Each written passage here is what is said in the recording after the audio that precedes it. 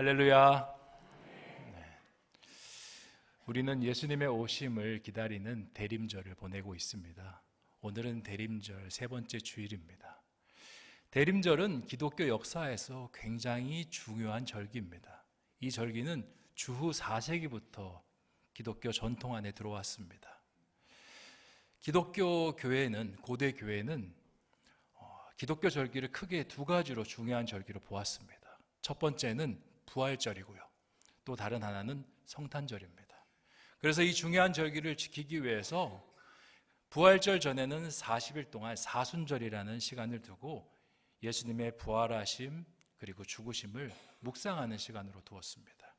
그리고 성탄절이 도래할 때에는 4주간의 시간을 두면서 대림절로서 예수님께서 우리 가운데 오심, 그분의 사랑을 생각하는 시간으로 그렇게 절기를 만들어서 지켰습니다. 예수님께서 우리에게 오시는 대림절을 우리가 보내고 있지만 사실은 엄밀히 이야기하면 예수님은 이미 우리의 삶 가운데 오셨습니다. 믿으십니까? 아멘입니다. 예수님께서 오시지 않으셨다면 저도 여러분도 이 자리에 있을 수 없습니다. 예수님께서 오시지 않으셨다면 우리는 구원을 받을 수도 없고 하나님을 아바 아버지라 부를 수도 없습니다. 예수님께서 우리 가운데 오셨기 때문에 우리가 기도를 드릴 수 있고 기도 가운데 하나님의 은혜를 경험할 수 있는 것입니다. 그런데 여러분은 예수님께서 우리 가운데 오셨다고 하는데 삶 속에서 그 예수님을 경험하며 살아가고 계십니까? 하루를 시작해서 마치는 시간 동안 여러분은 예수님을 얼마나 생각하며 살아가십니까? 주님께서 우리에게 24시간이라는 시간을 주셨습니다. 몇 시간이나 몇 분이나 주님을 생각하며 살아가십니까? 저에게 목사님은 예수님을 생각하며 얼마나 살아가십니까? 라고 물어보시면 저도 자신 있게 대답할 수가 없습니다. 대부분의 그리스도인들이 마찬가지일 것 같습니다. 아침에 눈을 떴을 때부터 그리고 잠이 들 때까지 이 모든 시간이 주님께서 주신 시간이라는 것을 알고 있음에도 불구하고 주님을 그닥 많이 생각하지 못하고 살아가는 것이 우리의 현실입니다. 왜 그럴까요? 왜 주님께서 우리에게 오셨다는 것을 알면도 불구하고 우리는 느끼지 못하면서 살아가고 있는 것일까요? 이유는 단순합니다. 주님의 생각과 우리의 생각, 주님의 시선과 우리의 시선이 다르기 때문에 발생하는 일입니다. 주님의 시선은 하나님을 향해 있습니다. 그리고 하나님의 뜻을 구하며 그 길을 걸어가셨습니다. 그랬더니 예수님께서 걸어가신 그 길이 십자가의 길이었고 높고 높은 보좌를 버리시고 낮고 낮은 이 땅으로 내려오시는 그러한 길이었습니다. 그리고 자신의 생각과 하나님의 생각이 부딪히는 겟세마네 동산에서 예수님 어떻게 하셨습니까? 주여, 나의 뜻대로 하지 마옵시고 아버지의 원대로 하옵소서. 그것이 주님의 시선이었고 주님의 생각이었습니다. 그런데 우리는 어떻습니까? 우리는 무엇을 보며 살아가고 있습니까? 우리의 하루의 일상을 한번 곰곰이 되짚어 봤으면 좋겠습니다. 아침에 눈을 떴을 때 남편들은 회사 갈 준비에 여념이 없습니다. 사업장을 나갈 그런 생각에 아주 머릿속에 그것으로 가득 차 있습니다. 아내들은 어떻습니까? 남편을 뒷바라지하고 자녀들 학교 보내는데 분주한 시간을 보냅니다.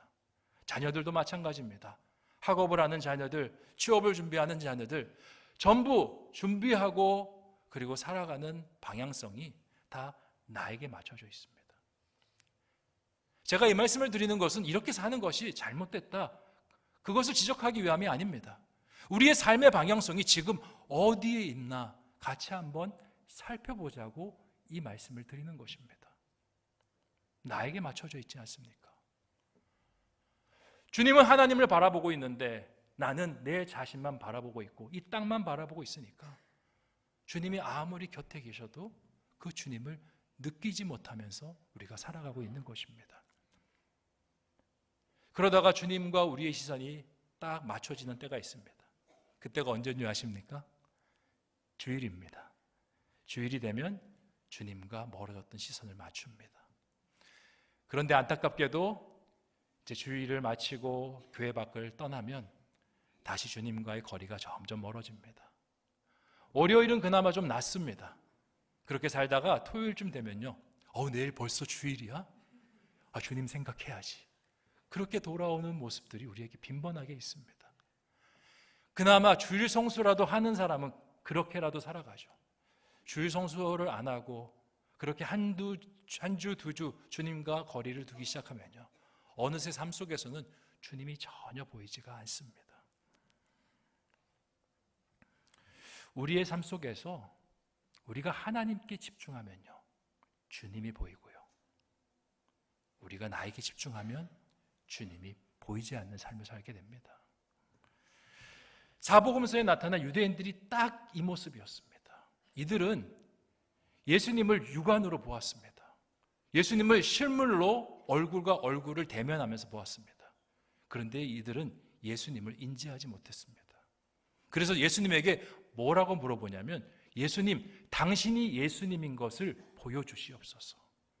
당신이 그리스도라는 그 증거를, 표적을 보여주시옵소서. 엉뚱한 질문을 드리고 있습니다. 이 질문이 성경에 한 번만 나오는 것이 아니라 여러 번 나오는데요, 대표적인 구절로 요한복음 10장 23절에서 25절까지의 말씀을 한번 보았으면 좋겠습니다. 제가 읽어드리겠습니다.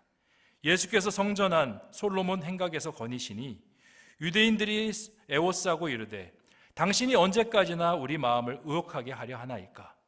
그리스도이면 밝히 말씀하소서 하니, 예수께서 대답하시되, 내가 너희에게 일렀으되 믿지 아니하는도다.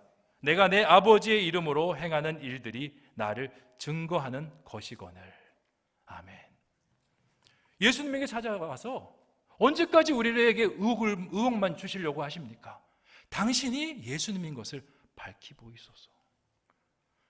누군가 우리에게 찾아와서 당신이 아무개인 것을 밝히 보이소서, 제가 한인욱이라는 것을 밝히 보이소서 하면 참 난감할 것입니다. 어떻게 해야 되나? 왜 이런 일을 유대인들이 벌이고 있는 것일까요? 예수님이 능력이 부족해서 그러는 것일까요? 아닙니다. 지금 이 말씀이 되는 시점이 요한복음 10장입니다. 요한복음 1장부터 9장까지 예수님께서 무수한 기적을 행하셨습니다.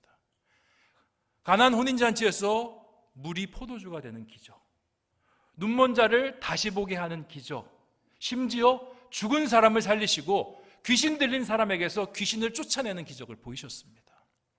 이런 기적을 보았으면 예수님이 하나님의 아들이구나 알아야 되지 않습니까? 근데 아니라는 거예요. 예수님의 증거를 따로 보여주세요 라고 이야기하는 겁니다. 이들이 왜 그렇게 하고 있는가? 이유는 한 가지입니다. 그들은 그들만의 메시아를 그리고 있었습니다.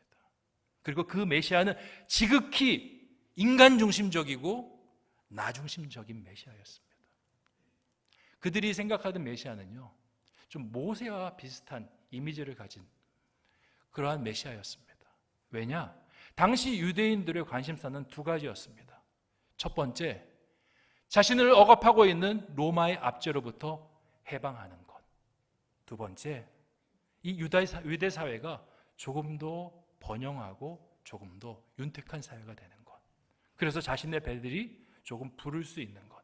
이 두 가지가 관심사였습니다. 모세가 어떤 사람입니까? 모세는 애굽 왕 바로로부터 이스라엘을 구원한 사람이었습니다. 구원자.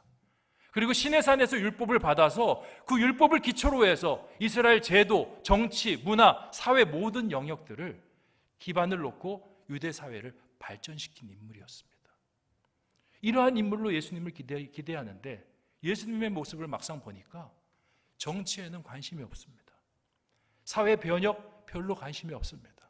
오로지 예수님의 관심은 하나님이고 하나님의 나라입니다. 그러니까 예수님께서 공생애를 가장 먼저 시작하실 때 하셨던 말씀이 회개하라, 하나님의 나라가 가까웠느니라. 그 말씀을 던지고 있는 겁니다. 그리고 가난한 영혼, 지친 영혼, 병든 영혼, 하나님 나라가 필요한 그 영혼들을 찾아가셔서 손잡아 주시고 그들과 친구가 되어 주신 것이 바로 우리 주님이십니다. 그러니까 자신들이 생각하는 예수님과 그 진짜 예수님의 모습이 서로 맞지 않는 겁니다. 그러다가 아주 잠시지만 예수님을 메시아로 받아들이는 사건이 일어납니다.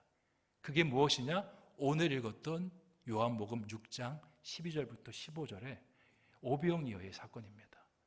우리가 이러한 이해를 가지고 오늘 말씀을 다시 한번 보도록 하겠습니다.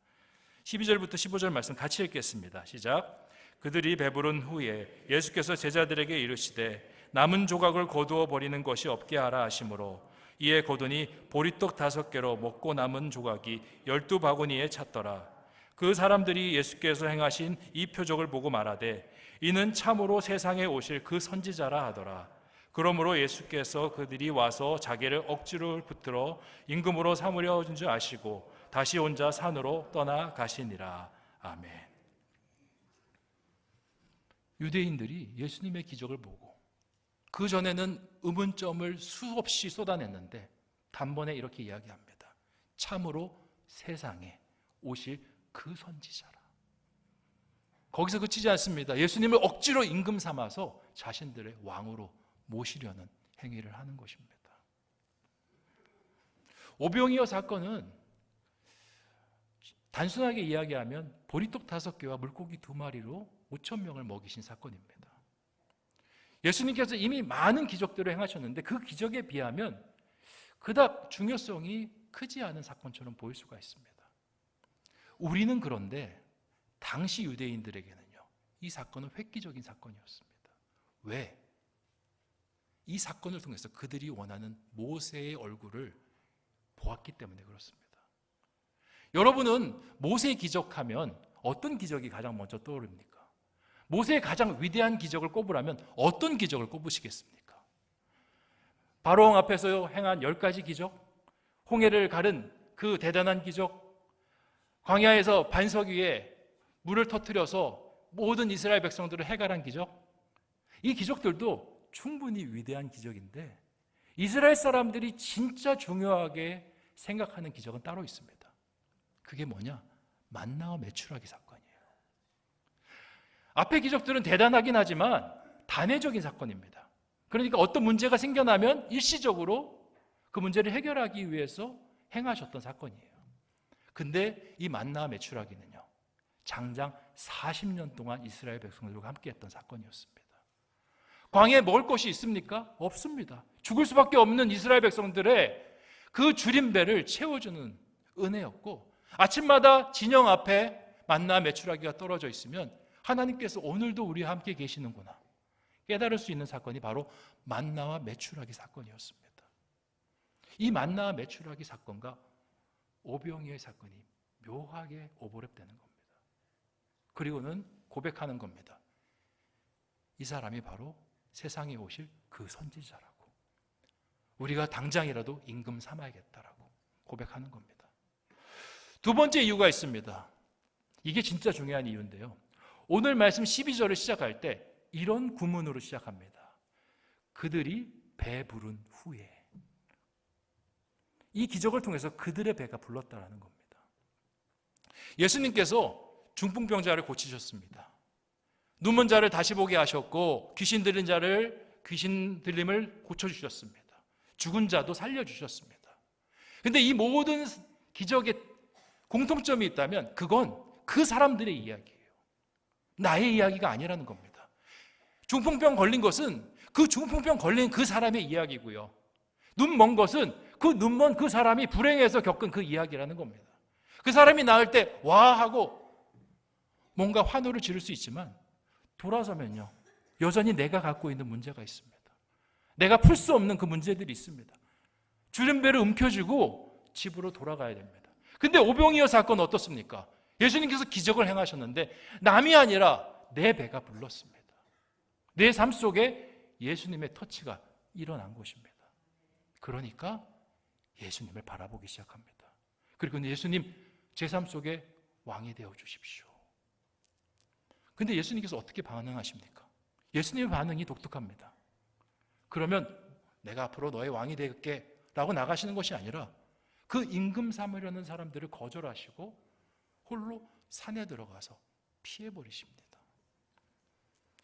왜 그러셨을까요? 예수님께서는 그런 식으로 왕이 되고 싶지 않으셨던 것입니다. 예수님은 항상 그 출발점이 하나님 나라였습니다. 우리도 이렇게 살아갈 때가 참 많습니다. 매주 설교 말씀을 듣습니다. 설교 말씀을 통해서 매주 하나님의 놀라운 역사 이야기가 우리 귓가에 들려집니다. 그런데 우리 어떻습니까? 별로 감흥이 없습니다. 왜 그렇습니까?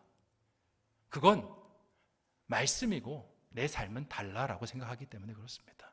아, 그건 베드로니까 그렇지, 그건 바울이니까 그렇지, 모세니까 그렇지, 나는 나야 라고 생각하기 때문에 별로 감흥이 없는 것입니다. 하나님은 능력의 하나님이라고 하지만 내 사업장은 여전히 지지부진합니다. 직장에서 더 다른 사람들이 더 인정받고 더 잘 되는 것 같습니다. 하나님 믿는다고 술, 담배 안 하니까 더 세상에서 멀어지는 것 같습니다. 하나님께서 우리 자녀들에게 요셉처럼 다니엘처럼 꿈 주신다고 말씀하시는데 우리 자녀들은 늘 지지부진하고 오히려 남들보다 더 못한 삶을 걸어가는 것 같습니다. 마음이 어떻습니까? 하나님의 말씀이 있는 것이 나에게 무슨 소용이 있어? 하나님의 말씀이 우리 가운데 우리의 삶을 변화시킨다는데 왜 나만 빼고 다 변화되는 거야? 하나님 나 사랑하지 않는 거야? 라고 생각하는 것이 우리의 모습이지 않습니까? 그러다가 주님한테 열광하고 환호할 때가 있습니다. 언제? 내가 관심을 갖는 그것을 하나님께서 만져주실 때. 그러면 하나님 대단하신 분이시군요. 제가 앞으로 하나님 잘 섬기겠습니다.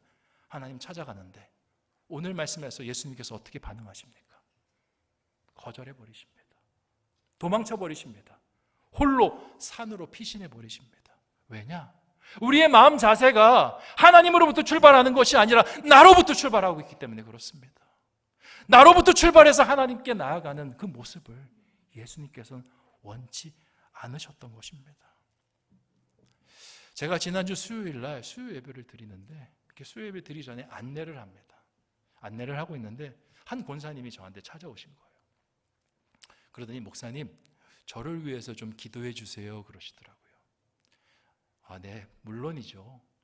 제가 어떻게 기도해 드리면 되겠습니까? 무엇을 위해 기도해 드릴까요? 권사님이 그러십니다. 제가 예전에 몸에 한 군데 암이 생겼는데 그걸 항암 치료 잘 해서 잘 나았습니다. 그렇게 추적 관리 관찰하고 있는데 최근에 제 몸 다른 곳에 암이 생겼답니다. 항암 치료 잘 받을 수 있도록 기도해 주세요 그러시는 거예요. 제가 그 이야기를 듣는데 너무 마음이 아픕니다. 목사들은요, 의학 지식이 없어도 거의 반 의사입니다. 왜냐하면 아프신 분들 너무 많이 만나기 때문에 그래요. 그 항암 치료가 얼마나 힘든지 잘 알고 있습니다. 항암 주사를 맞는다는데 그 주사 어떻게 맞는 줄 아십니까? 그냥 백신 주사 맞듯이 맞지 않습니다. 몸에 혈관에 구멍을 뚫어서 그 수액을 달아서 몇 시간째 맞는지 몰라요. 그렇게 맞으면 그 약이 얼마나 독한지 토하는 분들도 있고요. 그리고 힘들어서 쇠약해지는 분들도 있고 머리가 빠지는 분들도 있습니다. 그것을 한 번만 하는 것이 아니라 수십 차례 해야 지나갈 수 있는 것이 항암 치료입니다. 그렇게 해서 첫 번째 그 암을 잘 다스려 왔는데 내 몸에 두 번째 암이 생겼다고 하니 얼마나 속이 상하겠습니까? 제가 마음이 뭉클해서 권사님에게 말씀드렸어요. 권사님, 많이 속상하시죠? 많이 상심이 되시죠? 그렇게 위로를 드리는데요. 권사님이 놀라운 이야기를 하십니다. 아니요, 목사님. 하나님께서 사랑하셔서 그러는 걸요. 하나님이 사랑하셔서 나 더 깊이 바라보라고 저에게 이런 질병 주신 것이거든요. 목사님 두렵지 않습니다. 항암 잘 받을 수 있도록 기도해 주세요. 그러시더라고요. 참 감동이 되었습니다. 저였으면 어떻게 했을까? 저는 하나님 왜 저에게 이런 절망을 주시나요? 하나님 한 번에 그 항암 치료도 너무 힘들었는데 왜 그것을 두 번이나 주시나요? 제가 하나님 앞에 그렇게 잘못을 했습니까? 라고 그렇게 하나님 앞에 울부짖었을 것입니다. 원망을 던졌을 것입니다. 그런데 권사님 그러지 않으셨어요. 하나님 더 사랑하라고 저에게 이 질병을 주셨습니다. 어떻게 이런 고백을 드릴 수 있나? 오늘 말씀과 같이 비추어서 봤더니 그 권사님은요, 자신의 질병 속에서 하나님을 본 것입니다. 그러니까 그 고백을 드릴 수 있는 겁니다. 우리가 세상을 살아가면서 누구나, 예수님 믿는 사람이나 믿지 않는 사람이나 누구나 좋은 일, 나쁜 일을 만납니다. 그리고 예수님은 그 좋은 일에도 계시고 그 나쁜 일에도 계십니다. 근데 그 삶 속에서 예수님을 바라보는 사람은요, 설령 인생에 나쁜 일이 찾아왔다 할지라도 그 일을 좋은 일로 볼 수 있고요, 예수님이 없는 사람은 아무리 좋은 일을 할지라도 그 일이 나쁜 일이 될 수 있습니다. 예를 들어 볼까요? 여러분, 건강이 축복이라고 생각하십니까? 여러분, 물질이 축복이라고 생각하십니까? 네, 축복입니다. 그런데 거기 예수님이 계시느냐 계시지 않느냐에 따라서 축복이 될 수 있고 저주가 될 수 있어요.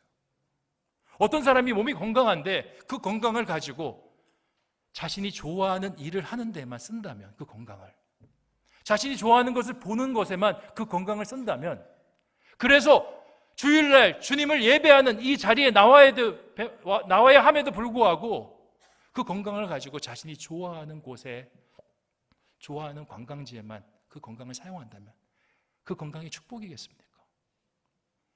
물질이 많다고 해서 축복입니까? 그 물질 때문에 사치와 향락의 문화에 빠져서 주님 잃어버리고 가정 잃어버린다면 과연 그 물질이 축복이겠습니까? 중요한 것은 건강, 축복 같은 세상적인 것들이 아니라 그곳에 하나님이 담겨 있느냐, 담겨 있지 않느냐, 그 차이가 좋은 일이냐 나쁜 일이냐를 만들어내는 것입니다. 저는 건강이, 그 암에 걸린 권사님이 훨씬 더 건강이 축복이라고 생각을 합니다. 왜냐? 힘들지만 그 건강을 가지고 주님 앞에 나올 수 있는 신앙을 가졌기 때문에 그렇습니다. 그래서 제가 그 권사님을 위해서 기도했습니다. 하나님, 이 권사님에게 건강의 축복을 주시옵소서. 건강의 축복을 받으면 자신을 위해 사용하는 사람이 아니라 하나님을 위해서 사용하는 사람이오니 하나님, 하나님의 일을 할 수 있도록 건강이 걸림돌 되지 않게 하여 주시옵소서. 이게 진짜 하나님의 은혜인 것입니다. 이렇게 해야 예수님께서 산으로 가지 않으시고 우리의 삶 깊은 곳으로 들어올 수 있는 것입니다. 주님께서 마태복음 6장 33절에 이렇게 말씀하셨습니다.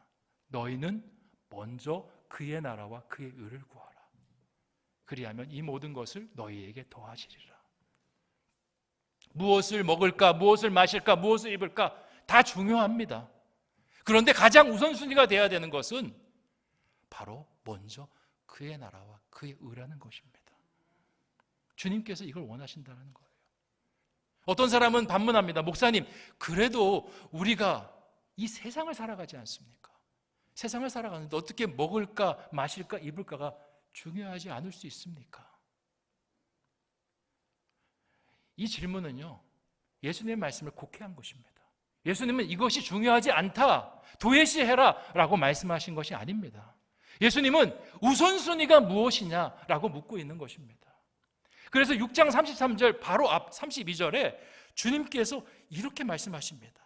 이는 다 이방인들이 구하는 것이라 너희 하늘아버지께서 이 모든 것이 너희에게 있어야 할 줄을 아시느니라. 먹을까 마실까 입을까 너희 가운데 있어야 될 것을 주님께서 다 아신다라는 거예요. 그런데 너희가 그것으로부터 출발하면 이것은 뭐 하는 거다? 이방인들이 구하는 거다. 신앙 없는 사람들도 이것을 구하지 않느냐? 똑같은 거다라고 말씀하시는 겁니다. 하나님의 자녀는 달라야지 않느냐? 하나님의 자녀는 하나님으로부터 시작하는 것, 하나님의 나라와 의로부터 시작하는 것이 진짜 하나님의 자녀다운 모습이 아니냐 말씀하고 있는 것입니다. 그런데 주님께서 먼저 그의 나라와 그의 의를 구하라 라고 문장을 마치지 않으셨습니다. 쉼표를 남기신 다음에 그리하면 이 모든 것을 너희에게 더하시리라. 주님만을 먼저 찾으면 내가 먹이고 내가 마시게 하며 내가 입힐 것이다 라고 말씀하고 있는 것입니다. 사랑하는 성도 여러분, 예수님은 이런 삶을 사셨습니다. 그렇기 때문에 예수님은 힘들어도 그 십자가 고난의 길을 걸어가셨고요. 그리고 이 땅 가운데 그 마국간의 초라한 모습으로 내려오신 것입니다. 그리고 사회 지도자들부터 먼저 찾는 것이 아니라 소외되고 억압받고 눌리고 아프고 눈물 나는 인생들부터 먼저 찾아가신 것입니다. 우리가 대림절을 보내고 있습니다. 예수님의 오심을 기다립니다. 여러분의 삶 속에 예수님이 좀 보이셨으면 좋겠습니다. 예수님이 보려고 하면 먼저 해야 되는 거, 시선을 예수님에게 먼저 맞추셨으면 좋겠습니다. 자꾸 고개가 떨구어지죠. 땅이 보여지죠. 이해합니다. 하지만 의지적으로 하늘을 보셨으면 좋겠습니다. 나를 바라보시는 하나님, 나에게 끊임없이 함께 걷기를 원하시는 그 하나님, 눈에 보인다고 해서 예수님이 보이는 게 아니라 믿음으로 하늘을 볼 때 예수님이 보이는 것입니다. 이제 대림절이 딱 한 주 남았습니다. 마지막 기회입니다. 이 한 주간 하나님과 함께 동행하셨으면 좋겠어요. 어떻게 동행하느냐? 쉽습니다. 직장에 가잖아요. 사업장에 가잖아요. 평소에는 어떻습니까? 어떻게 사업을 잘할까? 직장 생활을 잘할까? 생각하는데 이번 일주일만큼은 주님께서 이 직장 가운데 원하시는 것이 무엇인가? 찾으셨으면 좋겠습니다. 우리 사업장에 주셨던 첫 비전 있지 않습니까? 그것을 다시 한번 되새기시면서 사업해 보셨으면 좋겠습니다. 가정도 마찬가지입니다. 우리 아내분들, 어머님들, 어떻게 하면 이 가정을 하나님께서 기뻐하는 가정으로 꾸밀 수 있을까? 오늘 담임 목사님께서 우리 가정 예배 2번 남았다고 합니다. 한번 도전해 보시면 어떻겠습니까? 자녀들도 마찬가지입니다. 왜 공부를 해야 되는지, 왜 취업을 해야 되는지, 근본적인 질문, 내가 하나님 안에서 어떤 하나님의 영광을 올려드릴 수 있는가? 그것을 고민하며 한 주를 보내는 저와 여러분 되시기를 주님의 이름으로 축원드립니다. 기도하겠습니다. 좋으신 아버지 하나님, 오늘 요한복음 6장 12절에서 15절까지의 말씀을 우리 가운데 허락하시니 참으로 감사합니다. 주님께서는 하나님의 그 보좌에 시선을 맞추며 살아가셨습니다. 그리고 하나님의 뜻이 있는 곳에 자신의 뜻을 내려놓고 과감히 걸어가셨습니다. 나의 뜻이 아니라 주님의 원대로 하옵소서. 그런데 우리는 늘 우리가 발걸음을 뛸 때 내가 앞서고 나의 여러 가지 생각들, 관심사들이 앞설 때가 참 많습니다.